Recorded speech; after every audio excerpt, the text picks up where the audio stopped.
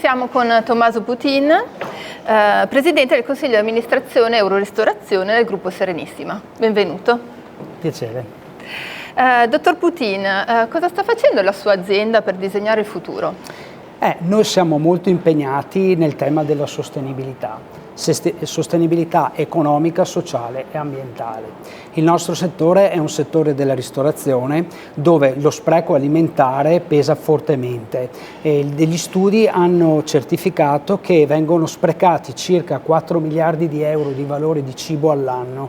Di conseguenza, avendo un ruolo anche sociale molto importante, stiamo cercando di sviluppare tutta una serie di tecnologie rivolte ad un migliore utilizzo delle risorse. Le faccio un esempio.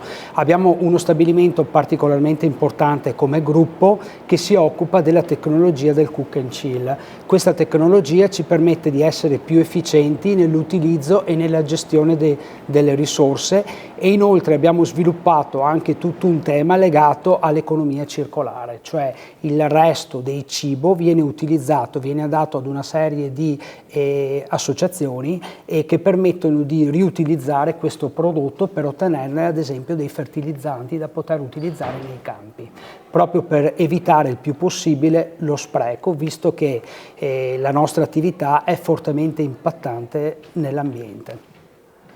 A livello di sostenibilità sociale? Sì, a livello di sostenibilità sociale siamo impegnati in una serie di iniziative rivolte sia per i nostri collaboratori, che sono la nostra risorsa più importante, e sia anche in una serie di iniziative sul territorio, legate ad esempio al recupero del cibo che viene dato a delle associazioni, oppure anche per una serie di iniziative sociali proprio rivolte al fatto che noi abbiamo un ruolo sociale importante. Basti pensare che l'80% dei nostri collaboratori sono donne.